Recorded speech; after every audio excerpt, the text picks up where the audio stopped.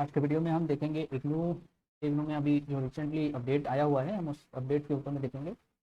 जैसे कि यहाँ पे हम देख सकते हैं फ्रेश एडमिशन्स जितने भी कैंडिडेट्स हैं, जितने भी स्टूडेंट्स हो जो इग्नू में अभी एडमिशन करवाना चाहते थे जुलाई सेशन में, उनके लिए एक गुड न्यूज़ है कि जो डेट एक्सटेंड हो चुका है। यहाँ आप देखो क्लियरली लिखा हुआ है fresh admission and re registration for all programmes offered in ODL या online mode for the July 23 session. 2023 जुलाई सेशन का जो भी जितने भी फॉर्म फिलअप हो रहे थे, एडमिशन का जो प्रोसेस चल रहा था, उसका जो डेट है रिसेंटली कुछ दिन पहले वो 10 तारीख तक था, 10 अगस्त तक था। अभी रिसेंटली इसको 21 अगस्त तक अपडेट कर दिया गया है। तो ये अभी न्यूएस्ट जो अपडेट है इग्नू की तरफ से स्टूडेंट्स के लिए जो एडमिशन लेना चाहते हैं उनके लिए ये बहुत ही बड़ी खुशखबरी है, क्योंकि डेट एक्सटेंड किया गया है। अगर हम इस लिंक को क्लिक करेंगे, देखिए अभी हम लोग इस लिंक पे आए हुए हैं। यहाँ पे अगर आप देखो तो यहाँ पे 3 ऑप्शंस दिए हुए हैं बेसिकली। सबसे पहला जो है वो है fresh admission for July 2023 cycle ODL या फिर डिस्टेंस प्रोग्राम। अभी ये ओडीएल में क्या हो गया, यहाँ पे आप डिस्टेंस मोड पे आप पढ़ाई करोगे। क्लासेस जो है वो आपको कभी कभार जो है वहाँ पे इग्नू के जो सेंटर है वहाँ पे आपको क्लास के लिए जाना होता है। और इसके साथ साथ यहाँ पे क्या है, यहाँ पे आप डिस्टेंस मोड पे पढ़ रहे हो, यहाँ पे अटेंडेंस का उतना मतलब आपको दिक्कत नहीं होगा। अदर देन दैट जो सेकंड पॉइंट है that is fresh admission for जुलाई 2023, ये ऑनलाइन प्रोग्राम है। अब ऑनलाइन प्रोग्राम अगर इसके इस सेक्शन पे अगर आप जाते हो तो ये ऑनलाइन प्रोग्राम का जो सेक्शन है यहाँ पे सारा कुछ थोड़ा सा अलग होगा डिस्टेंस जो मोड है इससे।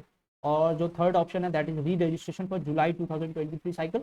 जितने भी स्टूडेंट्स हैं, जो भी स्टूडेंट्स पहले से इग्नू के स्टूडेंट है, इग्नू के स्टूडेंट रह चुके हैं, जैसे मान लो कि उन्होंने 2021 में, सॉरी 2022 में 21 में एडमिशन अगर उन्होंने करवाया है तो ये उनके लिए है। अगर मान लो कोई ग्रेजुएशन के लिए कर रहे हैं, कोई 3 ईयर्स का अगर किन्हीं का पेपर है, तो 21 में उन्होंने एडमिशन कराया, 21, 22 और ये 23 है, तो जो जिनको री रजिस्ट्रेशन कराना होता है ये उनके लिए है। देखो यहाँ क्लियरली अगर री रजिस्ट्रेशन वाले ऑप्शन में अगर आप चले जाते हो, मान लो अगर आपको री रजिस्ट्रेशन कराना है, तो री रजिस्ट्रेशन वाले ऑप्शन में अगर आप जाओगे तो इस तरह से आपको पेज खुला हुआ मिलेगा।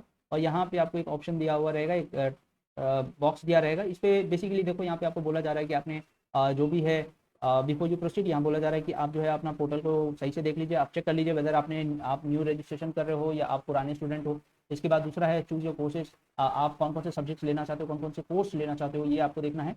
पॉइंट नंबर 3 है please exercise due caution in making online transaction.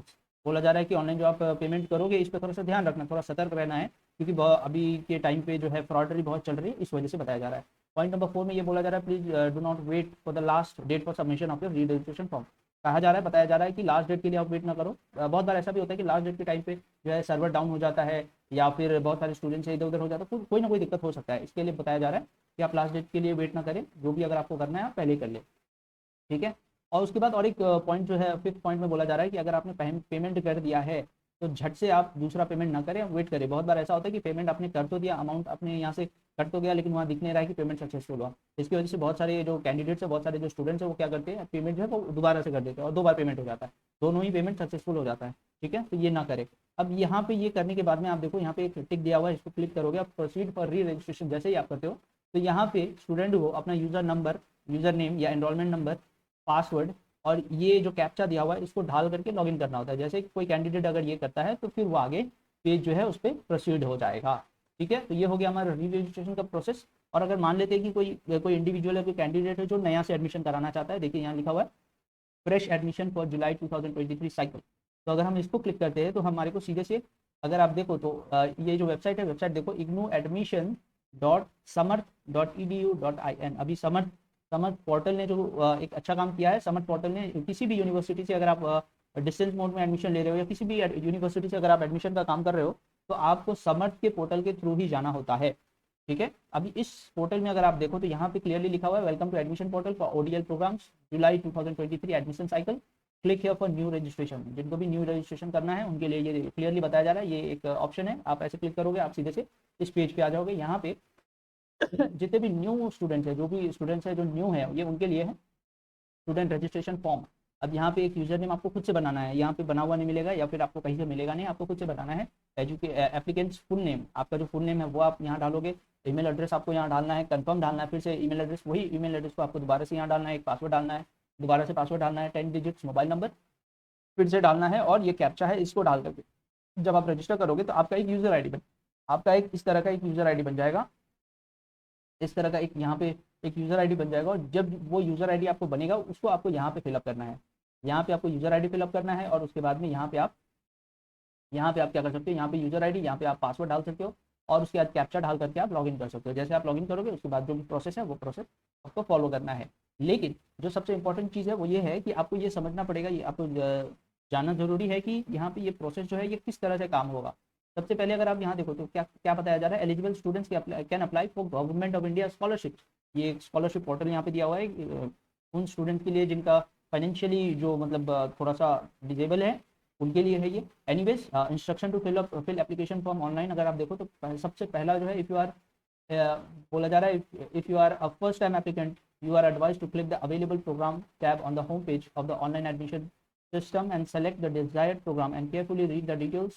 तो यहाँ बेसिकली आपको बोला जा रहा है कि आप अगर मान लो आप फर्स्ट टाइम हो तो आपको क्या करना है, आप सीधे सीधे जाओगे और जा करके आप जो ऑप्शंस है प्रोग्राम्स के जो ऑप्शंस है उसको आप क्लिक करोगे तो वहाँ पे आपको सारे जो भी कोर्सेज है प्रोग्राम्स है वो मिल जाएंगे और उसके साथ साथ आपको फीस क्या है, क्राइटेरिया क्या है, ड्यूरेशन क्या है, वो सारा कुछ मिल जाएगा।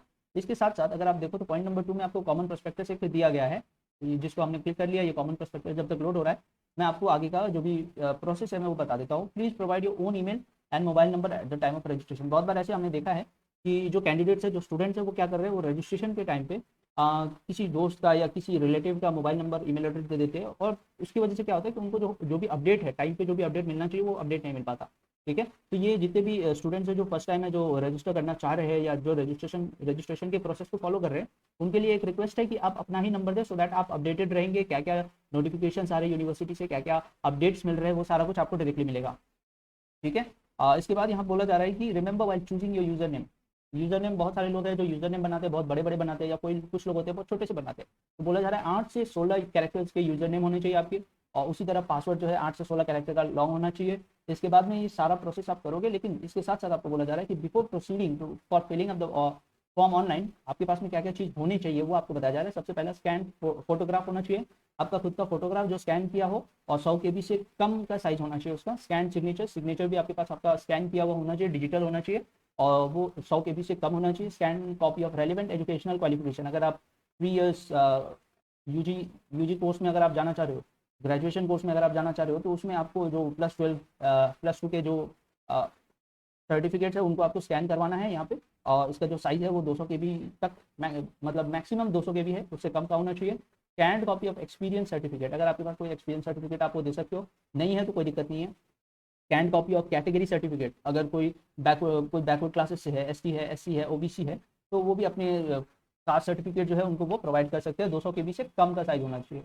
अब इसके साथ साथ जो नेक्स्ट पॉइंट है वो हम देखते हैं। Fee can be paid by the following methods. Payment जो आप करोगे तीन पॉइंट्स है, 3 वेज हैं जिससे आप पेमेंट कर सकते हो। सबसे पहला है क्रेडिट कार्ड, मास्टर कार्ड या वीजा से आप कर सकते हो। डेबिट कार्ड है, मास्टर, वीजा और रुपे कार्ड। और तीसरा जो है दैट इज नेट बैंकिंग। ये 3 प्रोसेस है, ये 3 वेज है जिससे आप अपना जो ऑनलाइन जो एडमिशन आप करा रहे हो उसका पेमेंट आप कर सकते हो।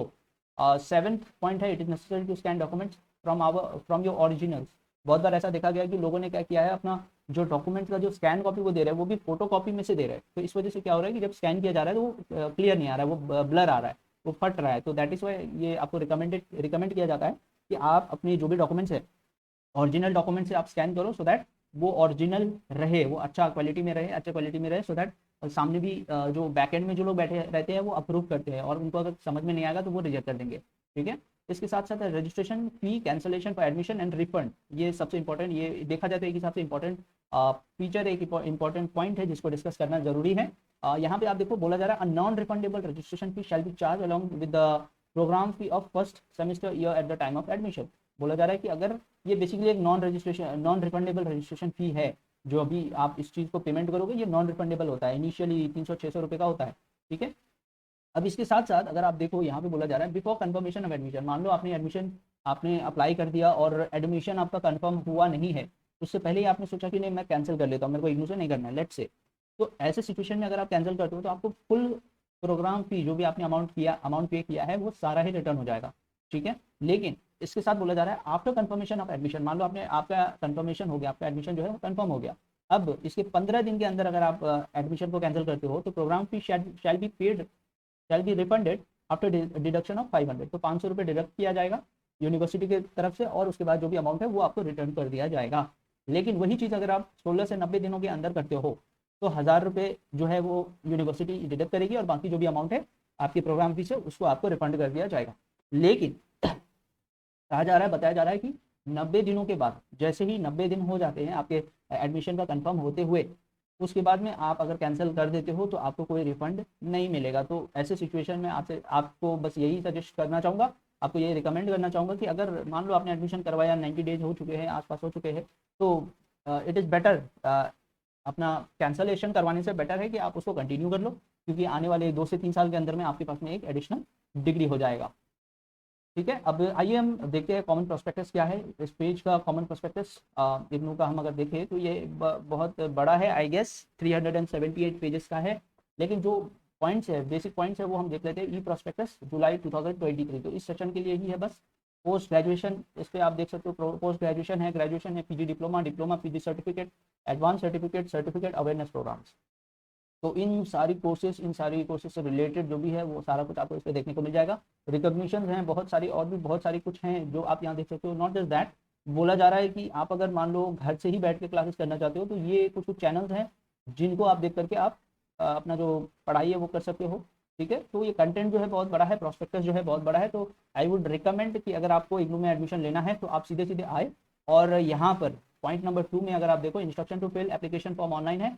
पॉइंट नंबर 2 में आपको कॉमन प्रोस्पेक्टस मिल जाता है, इसको आप क्लिक करोगे, कॉमन प्रोस्पेक्टस इस तरह से ओपन हो जाएगा।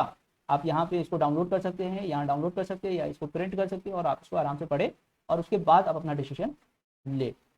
That's it, thank you.